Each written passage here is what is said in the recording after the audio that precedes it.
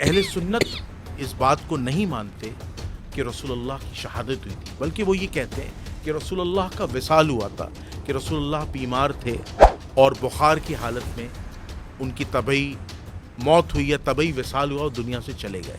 لیکن مکتبہ تشیعت کہتا ہے کہ باقاعدہ ان کی شہادت ہوئی ہے. تو اس شہادت کے پیچھے پس منظر کیا ہے؟ پوچھا گیا رسول خدا سے کہ وہ 12 منافق کون تھے، تو یوں کہا گیا فی اصحابی اسنا عشر منافقا، کہ 12 صحابی تھے، منافق تھے. فیہم ثمانیۃ لا يدخلون الجنہ، اس میں سے 8 لوگ تو جنت میں داخل نہیں ہو سکتے. حتیٰ یلج الجمل فی سم الخیاط، یہاں تک کہ وہ 8 لوگ جنت میں نہیں جائیں گے یہاں تک کہ اونٹ سوئی کے ناکے میں گھسے، یعنی ان کا جنت میں جانا محال ہے. جیسے سوئی کے سوراخ سے اونٹ کا گزرنا محال ہے، ویسے ان لوگوں کا گزرنا محال ہے. جب بات آئی اور ان منافقین کو جنہوں نے رسول خدا کو قتل کرنے کی کوشش کی، تو جناب ایک عالم دین ہے ابن حزم اندلسی، انہوں نے کچھ کے نام لکھے، بیان کم از کم 5 کے نام بتائیے. اگر میں یہاں پر نام بتاؤں گا تو آپ کی جان بھی خطرے میں ہے، میری جان بھی خطرے میں. اہل سنت کے یہاں بہت بڑا نام ہے، بہت بڑا نام، بہت بڑا نام. اہل سنت کے عالم دین 550 میں متوفا ہے. وہ کہتے ہیں کہ مات الحسن و مسموم، کہ حسن جب انتقال کر گئے تو وہ مسموم تھے اور ان کو زہر دیا گیا ان کی زوجہ بنت اشعث کے ذریعے سے، اور یہ زہر جو تھا وہ بھیجا گیا تھا حاکم شام کی طرف.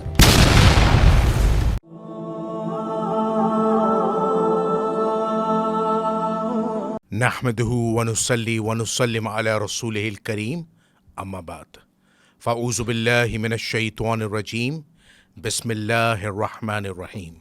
اللهم صل على محمد وعلى آل محمد ولا حول ولا قوة الا باللہ العلی العظیم. ناظرین سامعین، آپ کا میزبان جنید الرحمن حاضر خدمت ہے. ناظرین سامعین، جیسا کہ آپ لوگ ہمیشہ کی طرح جانتے ہیں کہ میں اپنے چینل پر مختلف مکاتب فکر کے علماء دین کو بلاتا رہتا ہوں اور تاریخ اسلام کے حساس اور اہم ترین موضوعات پر علماء کرام کے ذریعے ڈسکشنز کرواتا رہتا ہوں، اور میرا مقصد اپنی اور عوام الناس کی اصلاح ہے. تو میں اسی سلسلے کو مزید آگے بڑھاتے ہوئے آج تاریخ اسلام کا اہم ترین موضوع ڈسکس کرنے جا رہا ہوں، اور وہ موضوع ایک بہت بڑا سانحہ ہے. چونکہ یہ مہینہ جو ہے وہ سفر کا مہینہ ہے، اور سفر کی ایک اہم تاریخ ہے 28 سفر، جس کی آمد ہی آمد ہے. اور 28 سفر کو بطور مکتبہ تشیعت کے تاریخ اسلام کی 2 بڑی اہم شخصیات، دو حجتوں کا جو ہے وہ وصال ہوا تھا. بلکہ وصال کہنا درست نہیں ہوگا، اس مکتب کے مطابق شہادت ہوئی تھی. ایک جناب نبی کریم صلی اللہ تبارک و تعالی علیہ وآلہ وسلم، اور دوسری شخصیت ان کے لخت جگر، ان کے بیٹے امام حسن علیہ الصلاۃ والسلام کی. چونکہ قرآن نے حسن اور حسین علیہ السلام کو رسول اللہ کا بیٹا کہا ہے. بے شک وہ مولا علی کے بیٹے ہیں، لیکن نورانی طور پر قرآن نے حسن اور حسین علیہ السلام کو رسول اللہ کا بیٹا کہا ہے. تو امام حسن علیہ السلام کی شہادت اور رسول اللہ کی شہادت کے متعلق ہم آج ڈسکشن کرنے جا رہے ہیں. اور ہم نے یہ ڈسکشن کیوں رکھا ہے؟ دیکھیں، تاریخ اسلام میں 2 بہت بڑے مکتب مسلمانوں کے درمیان موجود ہیں. ایک مکتبہ اہل سنت ہے اور ایک مکتبہ اہل تشیعت ہے. اہل سنت رسول اللہ صلی اللہ علیہ وآلہ وسلم کا وصال بناتے ہیں، اور ان کے مطابق جو ڈیٹ ہے وہ ربیع اول کے مہینے میں. بعض کہتے ہیں 12 ربیع اول ہے، بعض کہتے ہیں 12 ربیع اول نہیں ہے، لیکن 12 ربیع اول کو اکثر اہل سنت ولادت اور جشن کا دن مناتے ہیں. اور ان کے یہاں غم کی کیفیت نہیں پائی جاتی. لیکن مکتبہ تشیّد کے یہاں ولادت کا دن 17 ربیع اول ہے اور شہادت کا دن 28 صفر ہے. اور اسی کے ساتھ ساتھ رسول اللہ کے لخت جگر امام حسن کا جو وصال کہہ لیں یا خاص طور پر بالخصوص شہادت کہہ لیں وہ 28 صفر ہے. تو مکتبہ تشیّد اور اہل سنت کی تاریخ میں اور ان کے نظریات میں فرق ہے. تو ہمارا مقصد ہسٹری آف اسلام کو ایکسپریس کرنا ہے. چاہے ہمارے چینل پر شیعہ عالم بیٹھے، سنی عالم بیٹھے، آپ کی نالج کو انہینس کرنے کے لیے ہم تاریخ اسلام کو ڈسکس کرنے کے لیے، اس کے اہم موضوعات کو ڈسکس کرنے کے لیے اہل تشیع، اہل سنت علماء کو بلاتے رہتے ہیں تاکہ آپ اپنے علم میں اضافہ کریں اور مزید تحقیق کریں. تو میں نے جس شخصیت کو دعوت دی ہے وہ کسی تعریف کے محتاج نہیں ہے. پاکستان کے ایک نامور عالم دین ہیں اور ان کا تعلق مکتبہ جعفریہ سے ہے، اور اس سے پہلے بھی وہ ہمارے ساتھ ایک پروگرام کر چکے ہیں رسول اللہ کی عظمت، نورانیت اور بشریت پر. تو ہم نے ایک دفعہ پھر ان کو دعوت دی ہے. میں نام لیے بغیر نہیں رہوں گا. قبلہ علامہ دلشاد علی مہدوی صاحب، السلام علیکم. علیکم السلام ورحمۃ اللہ. قبلہ خیریت سے آپ؟ دعائیں آپ کی، آپ بتائیں خیریت سے؟ قبلہ جیسا کہ آپ موضوع جانتے ہیں کہ تاریخ اسلام کا ایک بہت بڑا سانحہ ہوا تھا. 28 صفر کے حوالے سے میں بات کر رہا ہوں، رسول اللہ کی شہادت اور امام حسن علیہ الصلاۃ والسلام کی شہادت کا. تو سب سے پہلے میں آپ سے یہ جاننا چاہتا ہوں کہ اہل سنت اس بات کو نہیں مانتے کہ رسول اللہ کی شہادت ہوئی تھی، بلکہ وہ یہ کہتے ہیں کہ رسول اللہ کا وصال ہوا تھا، کہ رسول اللہ بیمار تھے اور بخار کی حالت میں ان کی طبعی موت ہوئی یا طبعی وصال ہوا اور دنیا سے چلے گئے. لیکن مکتبہ تشیّد کہتا ہے کہ باقاعدہ ان کی شہادت ہوئی ہے. تو اس شہادت کے پیچھے پس منظر کیا ہے، ذرا مختصر ارشاد فرمائیے گا، پھر میں امام حسن پر آتا ہوں. اعوذ باللہ من الشیطان الرجیم، بسم اللہ الرحمن الرحیم. الحمد للہ وکفی وسلام علی عبادہ الذین اصطفی الذین اذھب اللہ عنہم الرجس وطہرہم تطہیرا. قال اللہ سبحانہ وتعالی فی شأن المصطفی ان اللہ وملائکتہ یصلون علی النبی یا ایھا الذین آمنوا صلوا علیہ وسلموا تسلیما. جنید بھائی، سب سے پہلے تو شکر گزار ہوں آپ کا کہ آپ نے اتنے اہم موضوع پر گفتگو کے لیے مجھے یہاں پر بلایا، اور یہ موضوع حساسیت کے اعتبار سے ایسے ہی ہے جیسے خود کو نار میں جھونکنا. بہت حساس موضوع ہے اس معنی کے اعتبار سے کہ بعض لوگوں نے یہ ذہن اور بعض لوگوں نے یہ خیال کر لیا ہے کہ رسول خدا کا وصال ہوا. جب ہم یہاں پر حقائق بیان کریں گے تو آپ کے سامنے واضح ہو جائے گا کہ رسول خدا کا وصال ہوا یا جو ہے رسول خدا کی شہادت. تاریخ اس بات کو روز روشن کی طرح بیان کرتی ہے کہ روز اول سے دنیا رسول خدا کی جان کی دشمن تھی، بے شک، اور اس کے بچانے اور اس کی محافظت کا جو اہتمام حضرت ابو طالب علیہ السلام نے کیا، سبحان اللہ، وہ کسی سے ڈھکا چھپا نہیں ہے. بے شک. آپ کو معلوم ہے کہ حضرت ابو طالب نے، یہ اس وقت اور اس زمانے کی بات ہو رہی ہے جب ابھی رسول خدا کے نبوت کی بات نہیں ہے، بلکہ رسول خدا کے بچپنے کی بات ہے، کہ جب آپ حضرت ابو طالب کے ساتھ تجارت پر جاتے ہیں تو وہاں پر نصارہ میں سے ایک عالم آپ کو دیکھ کر یہ کہتا ہے کہ اے ابو طالب، اس کی محافظت کرو کہ یہ آنے والے دور کا نبی ہے. اور جیسا کہ قرآن مجید اس بات کی طرف اشارہ کرتا ہے کہ غیروں کو پتہ تھا کہ یہ نبی ہے، کیا گھر والوں کو پتہ نہیں ہوگا نبی؟ بے شک، اور حضرت ابو طالب کا دیوان اس پر گواہ ہے بے شک، کہ حضرت ابو طالب نے نبی خدا کی نبوت کے اعلان سے پہلے رسول خدا کو حضرت موسیٰ سے تمثیل دی ہے بے شک.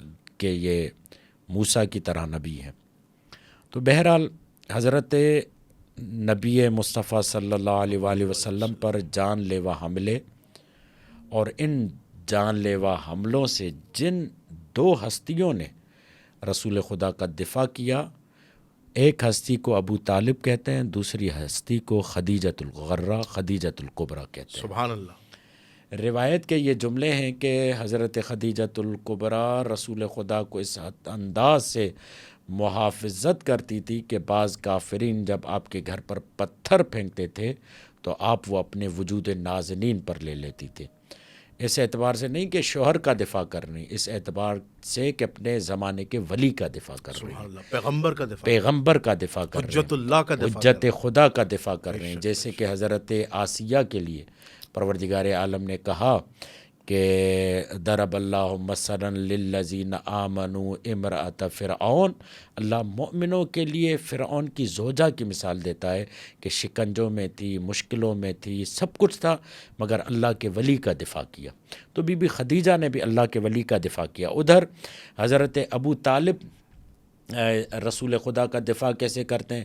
کبھی رسول خدا کے بستر کو بدلتے ہیں اس انداز سے کہ کبھی اس بستر پر چڑھتی ہوئی جوانی کو سلاتے ہیں، کبھی ڈھلتی ہوئی جوانی کو سلاتے ہیں، کبھی یعنی شباب کو سلاتے ہیں، یعنی کبھی طالب کو سلاتے ہیں، کبھی جعفر کو سلاتے ہیں، کبھی عقیل کو سلاتے ہیں، اور کبھی علی کو سلاتے ہیں تاکہ مصطفیٰ بچ جائے۔ سبحان اللہ۔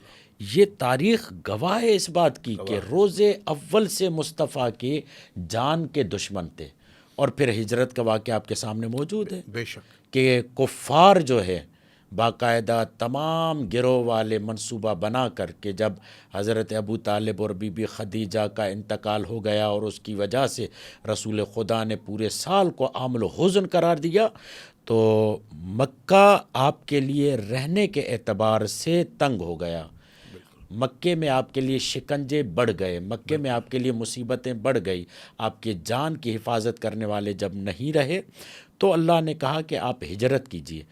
تو انہوں نے منصوبہ بنایا کہ تمام قبیلے والے مل کر جب ہم حملہ کریں گے تو پھر یہ آسان ہوگا کہ ہم بنو ہاشم سے مقابلہ کر پائیں گے، ورنہ اگر ایک قبیلے والا آگے آئے گا، اور یہ بھی آپ کو پتہ ہے اور تاریخ میں ملتا ہے کہ ایک شیطان یعنی ظاہری صورت میں شیطان آیا اور اس نے مشورہ دیا کہ کیوں نہیں تم سارے قبیلے مل کر محمد پہ حملہ کرتے، اور وہ ہوا کہ وہ رسول خدا کے گھر میں آئے، اور جب اللہ نے یہ بتایا تو رسول خدا نے اپنے بستر پر علی کو سلایا اور وہاں سے نکل گئے، اور یہ آیت کے جملے آئے مولا کائنات کے لیے وَمِنَ النَّاسِ مَن يَشْرِي نَفْسَهُ ابْتِغَاءَ مَرْضَاتِ اللَّهِ، اور ادھر رسول خدا کو کہا وَمَا رَمَيْتَ إِذْ رَمَيْتَ وَلَكِنَّ اللَّهَ رَمَى، کہ یہ جو لوگ آپ کو دیکھ رہے ہیں آپ خاک اٹھائیں اور ان کی آنکھوں میں ڈال دیں، اور یہ آپ نہیں، گویا کہ ہم نے ڈالی اور یہ آپ کو نہیں دیکھ پائیں گے۔ پھر اس کے بعد حضرت ابوبکر کا آپ کے پیچھے آنا،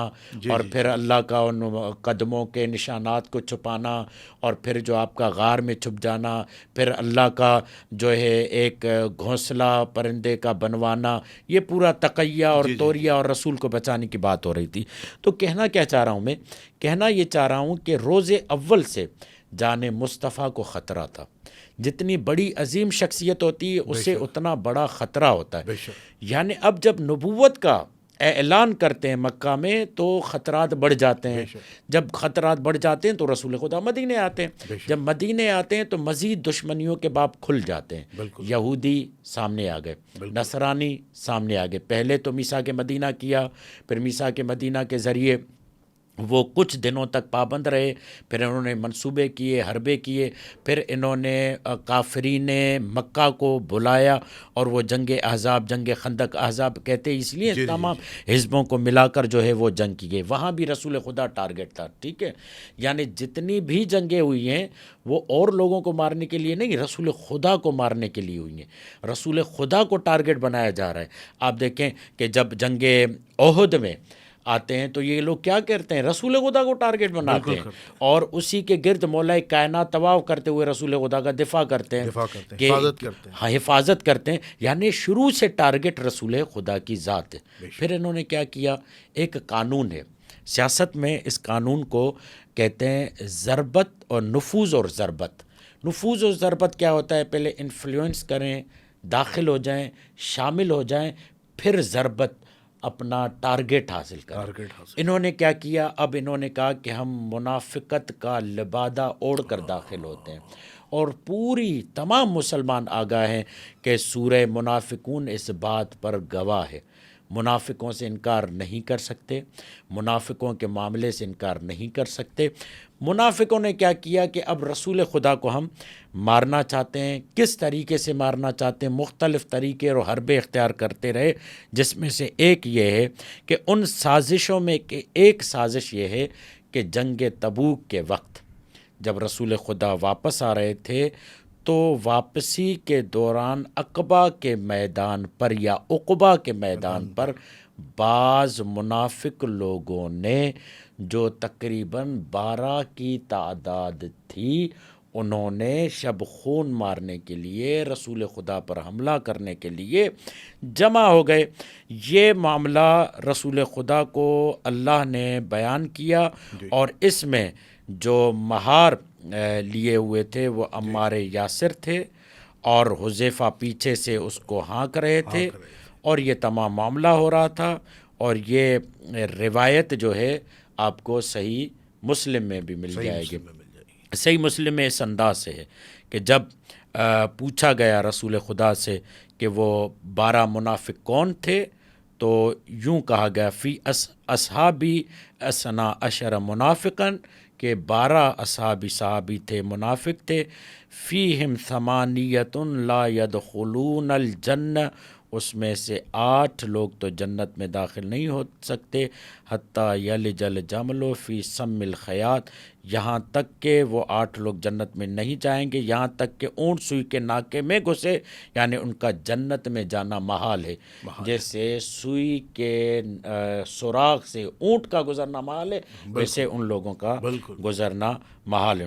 یہ لوگ جنت میں نہیں جائیں گے. اب یہ مسلم کی روایت ہے کہ یہ منافق ایسے تھے جو رسول خدا کو مارنا چاہتے. اب دیکھیے ان منافقین کے نام جب بات آئی، اور ان منافقین کو جنہوں نے رسول خدا کو قتل کرنے کی کوشش کی، تو جناب ایک عالم دین ابن حزم اندلسی، انہوں نے کچھ کے نام لکھے، بیان کیے، کم از کم 5 کے نام لکھے. اچھا، نام بتائیے. اگر میں یہاں پر نام بتاؤں گا تو آپ کی جان بھی خطرے میں ہے، میری جان بھی خطرے میں. اہل سنت کے یہاں بہت بڑا نام ہے ان کا. بہت بڑا نام ہے، بہت بڑا نام. اچھا، اب میں کیا کرتا ہوں، اب یہاں پر آپ پرائیویٹ میں دے دیں گے؟ آپ پرائیویٹ میں دے دوں گا. یہ تو میرے پاس اسکین موجود ہے نا، یہ دیکھیں، یہ اسکین ہے. اچھا، یہ اسکین موجود ہے، دیکھیں، پرائیویٹ میں دے دوں گا. یہ کوئی اچھا، آپ اس بات سے اتفاق کرتے ہیں کہ میری پچھلی پوڈ کاسٹ میں انور علی نجفی صاحب کے ساتھ پوڈ کاسٹ ہوئی تھی. انہوں نے کہا تھا کہ اگر ہم نام بتا دیں تو قیامت آ جائے گی، لرزہ طاری ہو جائے گا. تو یہی تو میں کہہ رہا ہوں. ہاں، اور انہوں نے یہ کہا تھا کہ 4 ایسے ہیں جو دوبیلا پھوڑے سے مریں گے. تو پھر انہوں نے ایک جملہ آخری کہا کہ ہم رسول اللہ کے جو تمام اصحاب ہیں انہیں عادل نہیں مانتے، کیونکہ ان کی عدالت مجروح ہے. ان میں سے بہت سے ایسے صحابہ تھے، ٹھیک ہے، اب یہ دیکھیں نا، اوپر یہ نام لکھے ہوئے ہیں، ادھر آئیں، یہ دیکھیں باریک جو عربی عبارت میں لکھے ہوں نیچے. تم لے پائیں گے آپ نام؟ میں تو قتل ہو جاؤں گا، میرا تو قتل ہو جائے گا. اچھا، یہ اہل سنت کے عالم ہے؟ جی، اہل سنت کے عالم ہے. اور پھر میں مزے کی بات آپ کو بتاتا ہوں، المعلیٰ میں انہوں نے یہ لکھا ہے، کتاب معلیٰ میں، اور یہ مسلم شریف سے روایت لے کر انہوں نے کہا کہ وہ 12 میں سے 5 منافق کون ہیں. اور انہوں نے جب لکھا تو اب کیا ہوئی، قیامت بپا ہو گئی. تو اب بعض لوگوں نے ان کو کیا کیا، روایت کی جر کرنا شروع کر دی، اور کہا کہ نہیں یہ صحیح نہیں ہے، یہ ایسے ہے ویسے ہے. اور جو ہے اس میں جو راوی ہیں ولید ابن عبداللہ اور جمیع ظاہری کے طرق سے روایت ہے جو ہلاک کرنے والا ہے، اور اس طریقے سے. اچھا، یہ کون ہے؟ علامہ ابن حزم اندلسی جو معلیٰ میں یہ باتوں کو روایت کرتا ہے اور نقل کرتا ہے، اس کی توثیق کس نے کی ہے؟ اس عالم کی توثیق. بعض نے تو تردید کی نا، ہم اس کی طرف نہیں جاتے. توثیق کس نے کی ہے؟ علامہ ذہبی نے اپنی کتاب سیر و اعلام نبلاء میں کی ہے. اس آدمی کی جس نے اچھا یہ محدث ہے، یہ محدث بھی ہے، مجتہد بھی ہے ان کے ہاں، ٹھیک ہے۔ امام ذہبی لکھتے ہیں ابن حزم امام تھے، سمندر اور صاحب فنون اور معارف تھے، جی ٹھیک ہے۔ اس کے بعد لکھتے ہیں قال الشیخ عز الدین ابن عبد السلام وکان احد المجتہدین، مجتہدوں میں سے ایک مجتہد تھے، ما رأیت فی کتب الاسلام فی العلم مثل المحلل ابن حزم، کہ ہم نے اس کے برابر اسلام میں ایسا عالم نہیں دیکھا۔ بالکل۔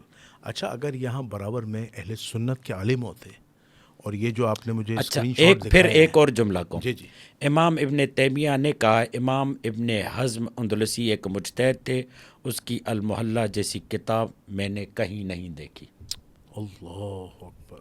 ابن تیمیہ، قبلہ میں یہ عرض کرنا چاہ رہا تھا جی کہ ہاں، اگر ابھی اہل سنت کے عالم ہوتے اور یہ جو اسکرین شاٹ آپ نے مجھے دکھایا ہے، تو میرے خیال سے اس پوڈ کاسٹ میں تو قیامت برپا ہو جاتی، قیامت برپا ہو جاتی۔ جی بالکل۔ اچھا قبلہ میرا اس میں ایک بڑا اہم سوال ہے، مجھے یہ بتائیے گا کہ رسول اللہ صلی اللہ علیہ وسلم کا جو آخری وقت آیا، اس آخری وقت کے کیا معاملات تھے؟ جی میں کہ اسی رسول کی طرف آ رہا ہوں۔ اللہ اب دیکھیں نا، کہتے ہیں جس راوی کے لیے کہتے ہیں ولید ابن جمی، اس کو کذاب کہا گیا، مگر یہاں پر توجہ رکھیں کہ یہ معلوم ہونا چاہیے کہ اسی سے بخاری، مسلم، داؤد، نسائی نے اسی سے روایتیں بھی لی ہیں۔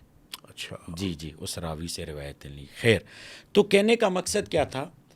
مقدمہ تھا یہ کہ نبی خدا کو روز اول سے ہی خطرہ تھا، اللہ، ٹھیک ہے، اور یہ خطرہ جیسے جیسے نبوت کے لیے آپ پروان چڑھ رہے تھے بڑھتا جا رہا تھا، تو جب آپ نے نبوت کا اظہار کیا مزید خطرہ بڑھ گیا۔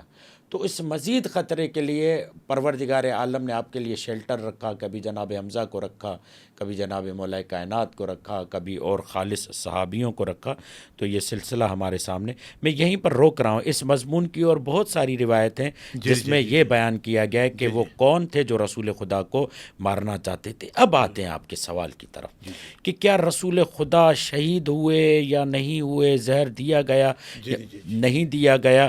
شیعہ اور سنی علماء کا نظریہ ہے کہ رسول خدا کو زہر دیا گیا، زہر دیا گیا، اسی زہر کے اثر سے آپ شہید ہوئے۔ آپ کے سامنے المستدرک علی صحیحین میں حضرت شعبی فرماتے ہیں کہ یہ توقع کی جا سکتی ہے کہ حضرت رسول خدا کو زہر دیا گیا، حضرت ابو بکر کو بھی زہر دیا گیا، اور پھر وہ آگے بتاتے ہیں، ٹھیک ہے، یعنی المستدرک علی صحیحین، ٹھیک ہے، رسول خدا کو زہر دیا گیا، اور یہ صفحہ ہے 140، ٹھیک ہے، جلد چہارم، جلد چہارم صفحہ 140۔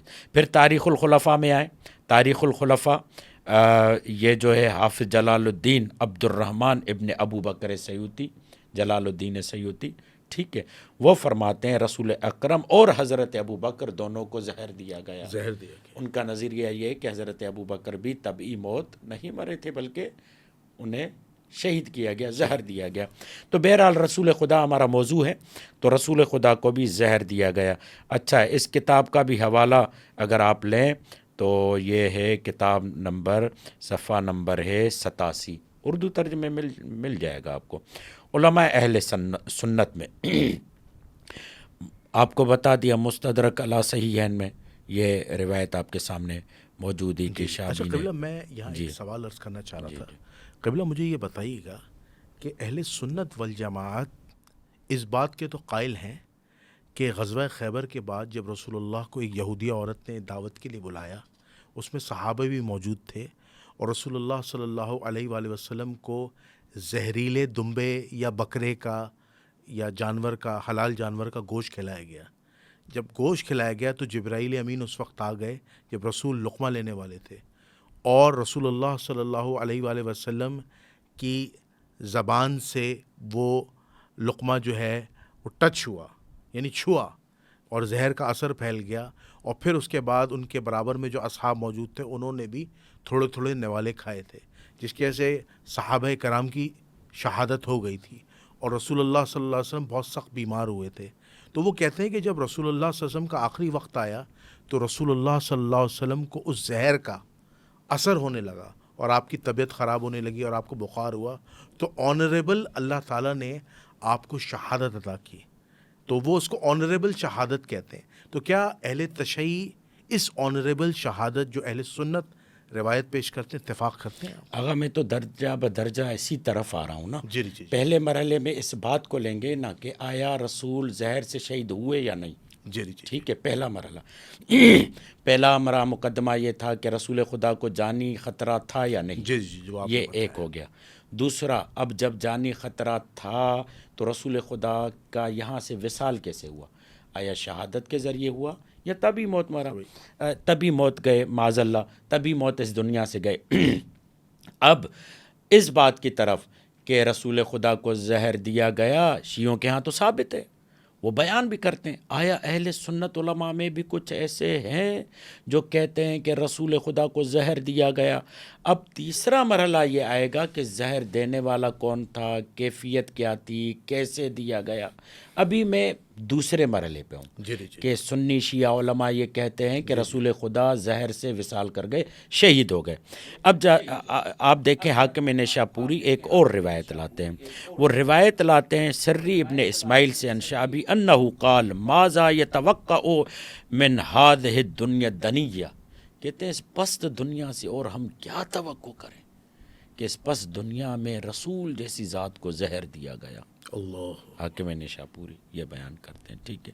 پھر اور اسی طرح اہل سنت بزرگوں کے جو اور اہل سنت عالم دین عبداللہ ابن مسعود سے روایت نقل ہوئی ہے کہ اس نے کہا کہ اگر میں 9 بار قسم کھاؤں کہ رسول خدا کو شہید کیا گیا تو یہ بات میرے لیے زیادہ پسندیدہ تر ہے اس سے کہ میں 1 بار قسم کھاؤں کہ رسول خدا کو قتل نہیں کیا گیا، کیونکہ خدا نے ان کو پیغمبر اور شہید کہا ہے، یعنی رسول خدا قتل کے ذریعے نہیں بلکہ شہادت کے ذریعے اس دنیا سے گئے ہیں۔ اچھا، اس کے بعد یہ میرے پاس حوالے موجود ہیں، زہری، الصنعائی اور شیبانی اور ابن کثیر دمشقی، اور اس کو یہ تھوڑا مختصر کر لیجیے گا۔ ہاں جی، اس کو میں مختصر کرتا ہوں، ٹھیک ہے۔ یہ ایک بات یہاں پر۔ اب کیفیت پر آتے ہیں نا کہ کیفیت کیا ہوئی۔ رسول خدا 28 صفر کو اس دنیا سے گئے، مسموم حالت میں تھے، یہ ہمارے علماء کا قول ہے، شیعہ علماء کا قول ہے، شیخ مفید علیہ رحمہ کتاب الارشاد میں بیان کرتے ہیں، ٹھیک ہے۔ اور اس طریقے سے رسول خدا 28 صفر کو اس دنیا سے گئے، وہ حالت سم میں تھے، مسموم تھے، شیخ طوسی علیہ رحمہ کا بیان آپ کے سامنے موجود ہے۔ اب ایک روایت ہے بہت خطرناک، اللہ اکبر، اور ایسی روایت ہے، ایٹم بم ہے، ایٹم بم ہے، ایسی روایت ہے کہ مجھے نہیں معلوم کہ لوگ اس کو کیسے سنیں گے۔ محمد ابن اسماعیل بخاری اپنی کتاب صحیح بخاری میں لکھتا ہے کہ ان کی زوجہ نے، انہیں کا نام نہیں لے رہا، میں سینسر کر رہا ہوں، جی جی جی، نام آپ خود لیجئے۔ رسول خدا اپنے اس مرض میں کہ جس کے ذریعے وہ دنیا سے گئے تھے فرمایا کرتے تھے، جو کھانا میں نے خیبر میں کھایا تھا ابھی تک اس کی تکلیف محسوس کر رہا ہوں، اور ابھی میں نے یوں محسوس کیا ہے کہ اسی کی وجہ سے میں دل کی رگیں پھٹ گئی ہیں۔ وہ جو خیبر کا حوالہ آپ نے دیا، جی جی جی، ٹھیک ہے، وہ جو خیبر کا حوالہ آپ نے دیا کہ یہودی خاتون، اس کے ساتھ ایک اور روایت ہے جو اسی صحیح بخاری میں ابن مسعود سے نقل ہے، وہ کہتا ہے کہ ہم رسول خدا کے کھانا کھاتے وقت کھانے کی تسبیح پڑھنے کی آواز کو سنا کرتے، یعنی رسول خدا کے سامنے پڑا ہوا زہر آلود گوشت رسول خدا سے باتیں کرتا، اور خود گوشت نے رسول خدا کو بتایا کہ مجھے نہ کھانا کیونکہ میں زہر آلود ہوں۔ یہ روایتیں اس طرح کی آتی ہیں۔ اب یہ روایت جس کی طرف آپ کو بتا رہا ہوں کہ خطرناک ہے، میں نے رسول خدا کی بیماری کے دوران زبردستی ان کے منہ میں دوا ڈالی۔ اچھا، انہوں نے اشارے سے کہا مجھے دوا نہ دو، میں نے اپنے آپ سے کہا شاید یہ اس وجہ سے ہے کہ مریض کا دوائی کھانے کو دل نہیں کرتا، اور جب رسول خدا تندرست ہو گئے تو فرمایا کیا میں نے تم کو منع نہیں کیا تھا کہ مجھے دوائی نہ دو؟ پھر انہوں نے فرمایا کہ اس گھر میں جس نے مجھے دوائی دی تھی تو اب ان سب کو میرے سامنے وہی دوائی پلاؤ، غیر از عباس کے کہ اس نے تم لوگوں والا کام مجھ سے انجام نہیں دیا۔ اگر یہ مضر دوا نہیں تھی تو یہ اوروں کو پلا کے دکھاؤ۔ اس حدیث کو حدیث لدود بھی کہا جاتا ہے، جی حدیث لدود۔ جی، صحیح مسلم، تو آپ یہ کہنا چاہ رہے ہیں کہ صحیح بخاری، صحیح بخاری۔ حدیث نمبر 4458، ٹھیک ہے۔ اب یہ روایتیں، ٹھیک ہے، یہ روایتیں، اور پھر جو ہے اس نقطہ نگاہ کو اگر ہم قبول نہ کریں اور کہیں کہ نہیں ایسا کوئی اچھا، معاملہ اہل نہیں ہے، سنت نہیں مانیں گے؟ جی جی نہیں، اگر قبول نہ بھی کریں چھوڑ دیں اس بات کو، کیوں قبول کریں ہم؟ مگر یہ روایت موجود ہے کہ یہودی کے کھانے، وہ جو یہودی خاتون تھا اس ہم اس باپ کی طرف نہیں جاتے، چھوڑ دیتے ہیں، تحقیق والوں پر تحقیق کریں۔ جب یہ قرار دیا گیا وما ینطق عن الہویٰ ان هو الا وحی یوحیٰ، وہ جو بھی بولے گا وہ کیا ہوگا؟ وہی ہوگا۔ اور قرآن یہ کہتا ہے وما آتاکم الرسول فخذوہ وما نہاکم عنہ فانتہوا، کہ رسول جس چیز سے منع کرے اسے رک جاؤ، جو چیز دے اسے لے لو۔ اور پھر ادھر اللہ یہ کہے کہ میں نے رسولوں کو نہیں بھیجا مگر لیطاع باذن اللہ، تاکہ اللہ کے اذن سے اس کی اطاعت ہو جائے۔ تو یہ معاملات خود بتا رہے ہیں۔ اب آتے ہیں اس بات کی طرف کہ ایک تو یہ ہے کہ واقعتاً شہید ہوئے، مگر ایک بڑا طبقہ ہے جو نہیں مانتا کہ رسول خدا شہید نہیں ہوا، وہ سے کہتے ہیں وصال ہوا ہے۔ وصال ہوا ہے۔ تو اس پر شاہ عبد العزیز محدث دہلوی، شاہ ولی اللہ محدث دہلوی کے بڑے بیٹے، جی جی، جنہوں نے تحفہ اثنا عشری بھی جی کتاب جی لکھی، جی، ٹھیک ہے، اور دیوبندی مسلک کے جی جی جی، ٹھیک ہے، تو انہوں نے کتاب لکھی سر الشہادتین۔ اچھا، جی، چھوٹی ہے، 10 صفحوں کی ہے، گویا کہ ایک مقالہ ہے۔ وہ فرماتے ہیں کہ نبی خدا صلی اللہ علیہ وآلہ وسلم خاتم الانبیاء ہے، تمام انبیاء کی صفات جمع ہو جاتی ہیں نبی خدا میں۔ یوں سمجھیں کہ ایک پزل جو ہوتا ہے جی، اس کے ٹکڑے ہوتے ہیں نا، بے شک، جمع کرتے ہیں تو ایک تصویر بنتی ہے۔ بالکل، یہ تمام صفات بکھری ہوئی ہے، جب یہ 1.25 لاکھ صفات ایک جگہ پر جمع ہو جاتے ہیں تو ذات مصطفیٰ بنتی ہے۔ سبحان اللہ۔ ٹھیک ہے، وہ کہتے ہیں اس اعتبار سے دیکھا جائے تو شہادت بہت بڑا رتبہ ہے، بہت بڑا رتبہ، بہت بڑا مقام ہے، کہ یہ ہو نہیں سکتا جو تمام صفات، اور بقول ابن تیمیہ کے کہ جو غایت الغایات ہے، غایتوں کی غایت ہے، جس کے لیے کائنات خلق کی گئی ہے، ولو روایت نہیں ہے مگر یہ دل ماننے کو قبول نہیں کرتا۔ وہ کہتے ہیں کہ اگر شہادت کو قبول نہ کریں تو اس کا مطلب یہ ہے شہادت اوروں کو، نبیوں کو ملی، رسول کو نہیں ملی۔ کہا یہ ہم قبول کرنے کے لیے یہ تیار زیادتی نہیں۔ ہے۔ کہا پھر کیا کریں؟ کہا ایک حل ہے ہمارے پاس، وہ حل یہ ہے آیہ مباہلہ، فَقُلْ تَعَالَوْا نَدْعُوا أَبْنَاءَنَا وَأَبْنَاءَكُمْ نِسَاءَنَا وَنِسَاءَكُمْ أَنفُسَنَا وَأَنفُسَكُمْ ثُمَّ نَبْتَهِلْ فَنَجْعَلْ لَعْنَةَ اللَّهِ عَلَى الْكَاذِبِينَ۔ اللہ خود لعنت کروا رہے ہیں، جھوٹے پر خدا کی لعنت، ٹھیک ہے، اللہ خود لعنت کروا رہا ہے۔ تو کہا کہ اس اعتبار سے امام حسن اور حسین ہیں رسول کے بیٹے، جیسا کہ رسول خدا نے کہا کہ حسن و حسین علی کے صلب سے ہے مگر میرے بیٹے ہیں، قرآن کی نص سے۔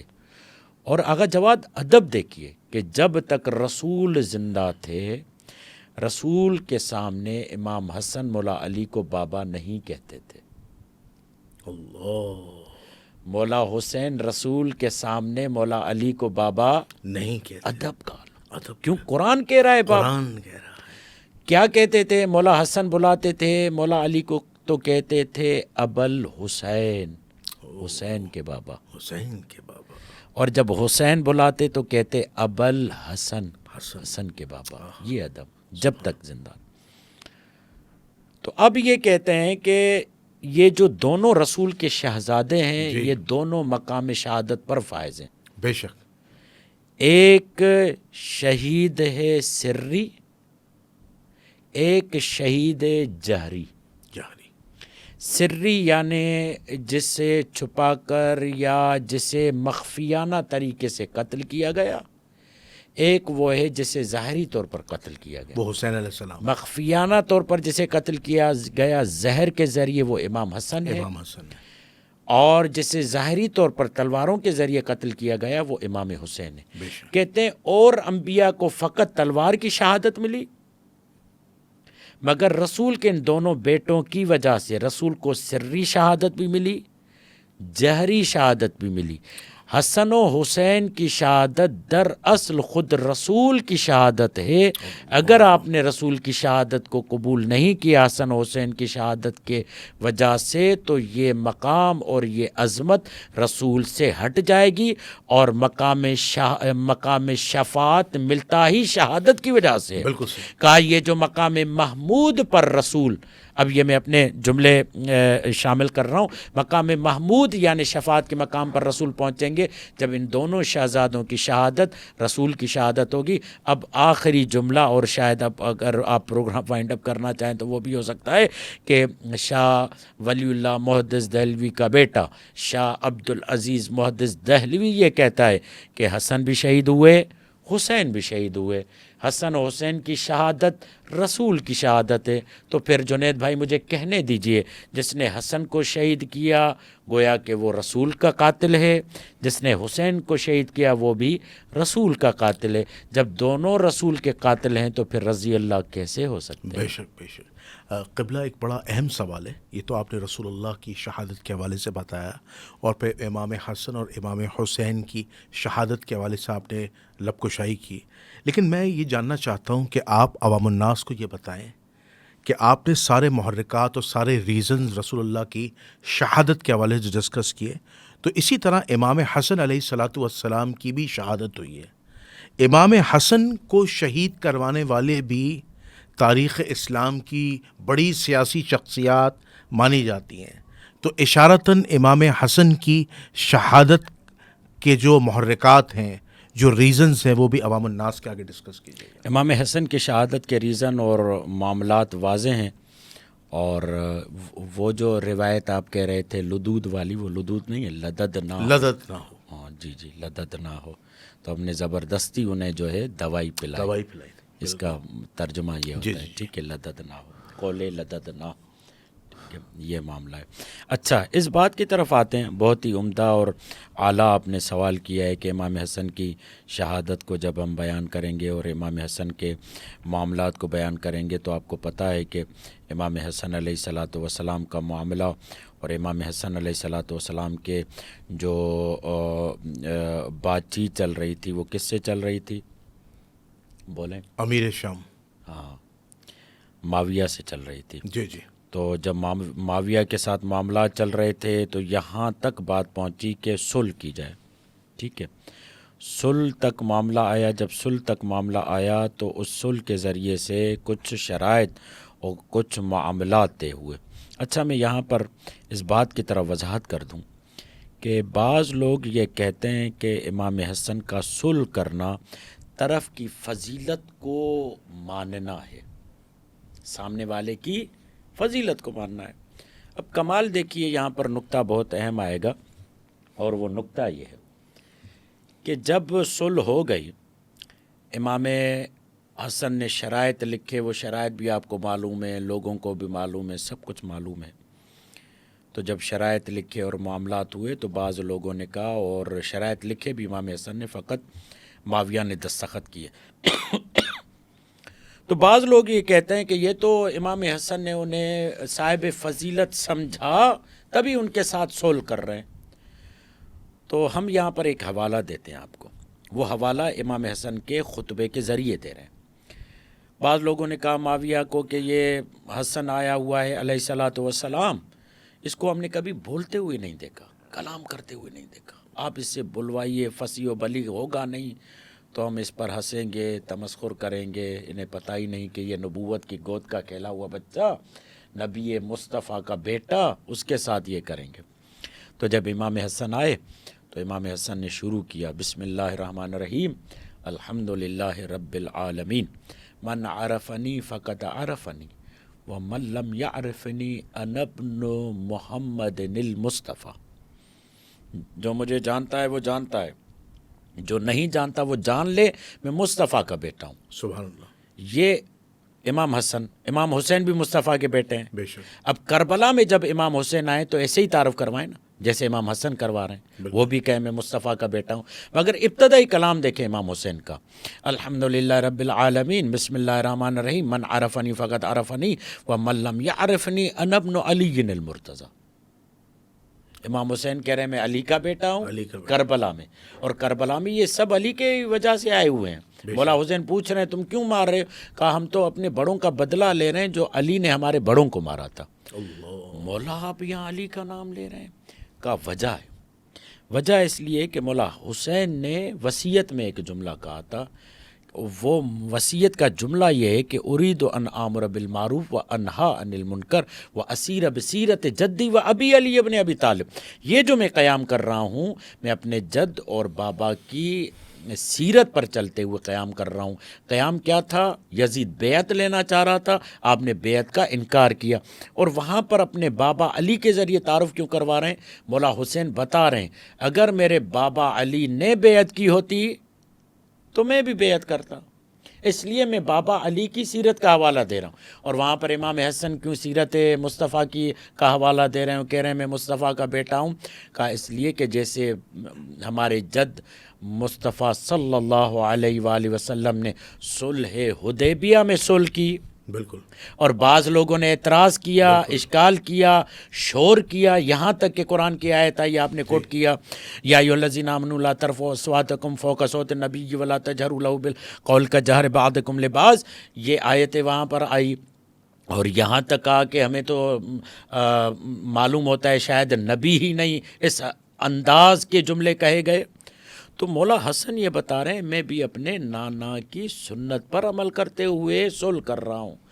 تو اب اگر آپ کہتے ہیں کہ صلح کرنے والا طرف کی فضیلت کا قائل ہے تو اس کا مطلب ہے کہ رسول بھی خود کافروں کی فضیلت کے قائل تھے؟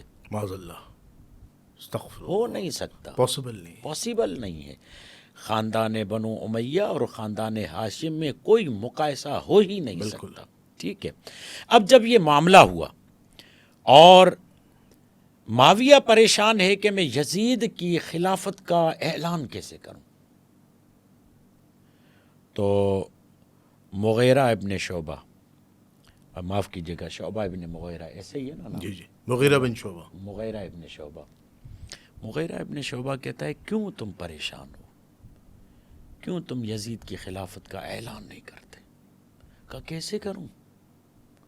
حسن سے صلح پر قرارداد ہو چکی ہے، وہاں لکھا جا چکا ہے کہ میرے بعد حسن خلیفہ ہوگا، اور حسن نے لکھوا لیا ہے کہ اگر میں چلا گیا تو میرے بعد حسین ہوگا، کوئی گنجائش ہی نہیں بچی تھی۔ کہا چھوڑو ان قراردادوں کو، تم اپنا کام کرو، لوگوں کو بلاؤ اور بیعت لو۔ یہ پورا یہ حوالے موجود ہیں، یہ تاریخ میں حوالے موجود ہیں۔ اب کہتے ہیں کہ شام کی حکومت نے یہ دیکھا کہ ہمارے مقابلے میں جو سب سے بڑی رکاوٹ ہے وہ کون ہے؟ امام حسن۔ امام حسن کو راستے سے ہٹانا ہے۔ اب راستے سے ہٹانا ہے، کیسے ہٹانا ہے؟ اس کے لیے کتب کی روایتیں موجود ہیں۔ معجم الکبیر میں روایت موجود ہے، معجم الکبیر، روایت پڑھوں نا؟ پڑھے، بسم اللہ۔ کہتے ہیں کہ امام حسن کو جو زہر دیا گیا وہ معاویہ نے زہر اللہ، اچھا، معجم کبیر، سلیمان ابن احمد ابن ایوب ابو القاسم طبرانی، ٹھیک ہے، کیا ہے 2694 یہ بیان کرتے ہیں۔ حدیث صحیح ہے؟ جی، حدثنا محمد بن عبد اللہ الحضرمی قال، اور اس طریقے سے آ کر بیان کرتے ہیں کہ امام حسن علیہ السلام مات فی زمن معاویہ، اور پھر کہتے ہیں کہ فقط اتنا نہیں بلکہ انہیں معاویہ کے ذریعے زہر دیا گیا۔ اچھا اچھا قبلہ یہ ضرور بتائیے گا کہ وہ جو ان کی زوجہ نے جو جی اسی کی طرف، جودہ بنت اشس جو نام ہے، وہ جو زہر دلوایا گیا تھا، جی پھر یہ ایک دفعہ تو نہیں ہوا نا امام حسن کو زہر دیا گیا، کئی دفعہ معاملات ہوئے، کئی دفعہ پروگرام بنایا گیا۔ پھر سیر اعلیٰ من نبلاء میں موجود ہے کہ چلے میں نام نہیں لیتا، بار بار نام لوں گا تو آپ کے لیے مسائل ہو جائیں گے، ہمارے لیے مسائل ہو جائیں گے، تو آپ اس نام کو جو مخفی کرتے ہیں اور سینسر کرتے ہیں۔ شام میں حکومت کرنے والے نے اپنے غلام کو کہا کہ جاؤ حسن کو زہر دے دو، یہ سیر اعلام نبلاء میں روایت موجود ہے۔ اہل سنت کے 20 ائمہ کی کتب کے حوالہ جات آپ کی خدمت میں پیش کر سکتا ہوں، جس میں یہ بیان کیا گیا کہ حاکم شام جو شام میں حکومت کرنے والا تھا اس نے زہر دیا۔ اور اس کو یہ لوگ صحابی رسول کہتے ہیں۔ وہ الگ معاملہ ہے ان کا، وہ تو کہتے ہیں نا جے مشاجرات صحابہ اور معاندات صحابہ، اور پھر اللہ کے حوالے کرتے ہیں، یہ کرتے ہیں وہ کرتے ہیں۔ یہ تو فقط امام حسن کی شہادت کا معاملہ ہے نا، ان کے ہاتھ سے تو عمار یاسر شہید ہوئے ہیں، جس کے لیے رسول یہ کہتے ہیں کہ اے عمار تجھے عنقریب باغی گروہ قتل کرے گا، اس لیے میں اس گروہ کو باغی گروہ کہتا ہوں۔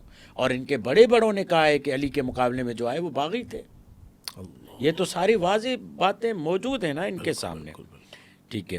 سبت ابن جوزی نے لکھا، ٹھیک ہے، اور سارے بزرگوں، یہ سارے میرے پاس حوالے، اس کے اسکرین شاٹ تذکرۃ الخواص میں یہ تمام عیون انبار فی طبقات الاتباع، یہ بس قبلہ آپ سے انبا جی آپ سے گزارش تھی کہ اس پروگرام کے حوالے سے آخری بس چند جملے کہہ دیں تاکہ ہم اس پوڈ کاسٹ کو اینڈ کر دیں، کہ ہمیں اس جو پوری پوڈ کاسٹ ہے اس سے ہمیں کیا نصیحت ملتی ہے۔ جی امام قرطبی نے، اہل سنت کے عالم دین 550 میں متوفی ہے، وہ کہتے ہیں کہ مات الحسن و مسمومہ، کہ حسن جب انتقال کر گئے تو وہ مسموم تھے اور ان کو زہر دیا گیا ان کی زوجہ بنت اشعث کے ذریعے سے، اور یہ زہر جو تھا وہ بھیجا گیا تھا حاکم شام کی طرف سے، ٹھیک ہے۔ یہ بہت بڑا حوالہ ہے قرطبی کا، ٹھیک ہے۔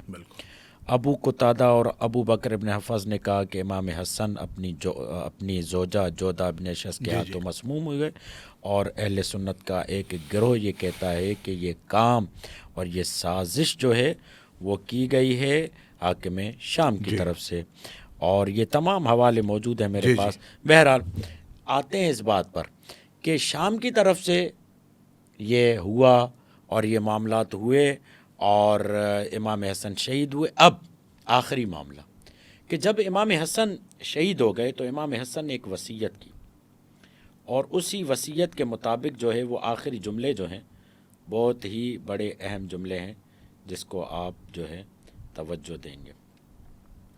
کیا کہتے ہیں مولا امام حسن علیہ الصلاۃ والسلام؟ مولا حسن علیہ الصلاۃ والسلام امام حسین کو فرماتے ہیں فَإِذَا قَضَيْتُ فَغَمِّزْنِي، کہ جب میں انتقال کر جاؤں اور میرا وقت پورا ہو جائے تو وغسلنی وکفنی، تو مجھے غسل دینا، مجھے کفن دینا، وحملنی علی سریر الی قبر جدی رسول اللہ صلی اللہ علیہ وآلہ وسلم، تو میرا جو جسد ہے وہ قبر رسول کی طرف لے جانا، اور لأجدد به عہدا، تاکہ میں اپنے جد رسول خدا صلی اللہ علیہ وآلہ وسلم سے عہد کروں۔ ثم ردنی الی قبر جدتی فاطمہ بنت اسد، پھر میرے جسد کو فاطمہ بنت اسد کی طرف لے کر آنا جو دفن ہے وہاں پر جنت البقیع میں۔ وَسَتَعْلَمُ یَبْنَ اور اے میرے ماں جائے تمہیں معلوم ہونا چاہیے ان القوم یظنون انکم تریدون دفنی عند رسول اللہ، یہ قوم والے شاید سوچیں گے کہ تم مجھے رسول کے پاس دفن کر رہے ہو، تو خیال کرنا پھر وہ اس وجہ سے مجھ پر حملہ آور ہوں گے، مگر تم یاد رکھنا کوئی بھی تم خون ریزی کا معاملہ ہونے نہیں دینا۔ امام حسن نے امام حسین کو وصیت کی۔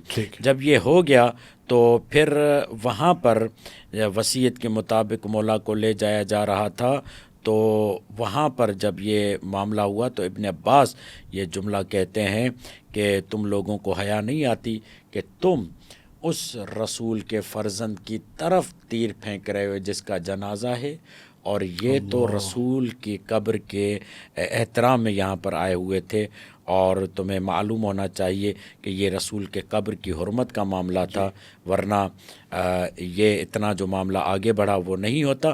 پھر اس کے بعد امام حسین یہ جملہ کہتے ہیں کہ اگر مجھے میرے بھائی کی وصیت نہ ہوتی تو پھر میں تمہیں بتاتا کہ یہاں پر کیا معاملہ ہوتا۔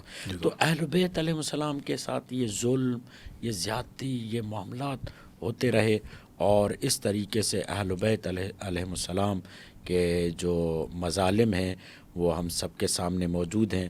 ہمیں چاہیے کہ تو امام حسن نے امام حسین کو یہ نصیحت کی کہ جب فَإِذَا قُضَيْتُ فَغَزِّمْنِی، کیا وہ جملہ تھا جس کی طرف میں اشارہ کر رہا تھا کہ فَإِذَا قُضَيْتُ فَغَمِّدْنِی وَغَسِّلْنِی وَكَفِّنِی، کہ جب میرا وقت پورا ہو جائے گا، میری آنکھیں بند ہو جائیں گی، مجھے غسل دینا، مجھے کفن دینا، رسول کی طرف لے جانا، اور مجھے وہاں پر اس لیے کہ لے اجدد، میں تجدید کرنا چاہتا ہوں عہدی، اپنے عہد کو جو رسول خدا کے ساتھ کیا ہوا ہے، لِأُجَدِّدَ بِهِ عَهْدًا، جو رسول خدا کے ساتھ عہد کیا تھا دین پہنچانے کا، اس کو تجدید کرنا چاہتا ہوں کہ میں نے آپ کا دین پہنچا دیا ہے، یہ تمام معاملات۔ اور پھر انہوں نے کیا کیا؟ امام حسن کے جنازے پر تیر پھینکے۔ اس کے بھی حوالے موجود ہیں، اگر آپ چاہیں گے تو حوالے دے دیں گے اس کے حوالے، اسکن آپ کہیں گے تو ہم اس کے وہ جو ہوتا ہے اسکن وہ بھی آپ کو بھیج دیں گے، اور وہ لگوا دیجیے گا اس میں۔ بس یہ آخری جملے کہہ دیجیے گا۔ آخری جملے یہی ہیں کہ ہمیں اہل البیت کی مظلومیت کو دیکھتے ہوئے ان کے ظالمین سے برات اختیار کرنی چاہیے، اور یہ قرآنی اصول ہے، ان الذین یؤذون اللہ ورسولہ لعنہم اللہ فی الدنیا والآخرہ، ان پر لعنت ہے دنیا میں بھی آخرت میں بھی۔ جزاک اللہ، جزاک اللہ۔ میں بہت شکر گزار ہوں علامہ دلشاد علی مہدوی صاحب کا، بڑے خوبصورت انداز میں دلائل کے ساتھ گفتگو کی اور تاریخ اسلام کے اہم ترین سانے کو ڈسکس کیا۔ میں مزید اس کے آگے کچھ نہیں کہوں گا، اور تحقیق کرنا عوام الناس کا کام ہے۔ میں اس پوڈ کاسٹ کو اس دعا کے ساتھ اینڈ کرتا ہوں کہ اللہ تعالیٰ ہمیں نبی کریم صلی اللہ علیہ وآلہ وسلم، ان کے برحق اہل البیت، برحق صحابہ کی سنتوں کو زندہ کرنے والا بنائے، کل قیامت کے دن حضور علیہ الصلاۃ والسلام کے ہاتھوں سے حوض کوثر سے پانی نصیب فرمائے، اور بغیر حساب کتاب کی جنت الفردوس میں داخلہ نصیب فرمائے۔ آپ کا میزبان جنید الرحمن، مہمان خصوصی علامہ دلشاد علی مہدوی صاحب کو اجازت دیجیے۔ انشاءاللہ ایک نئے موضوع کے ساتھ، ایک نئی تاریخ کے اسلام کے نئے بابوں کو ہم انشاءاللہ کھولیں گے علماء کے ساتھ۔ اس وقت تک کے لیے السلام علیکم ورحمۃ اللہ وبرکاتہ۔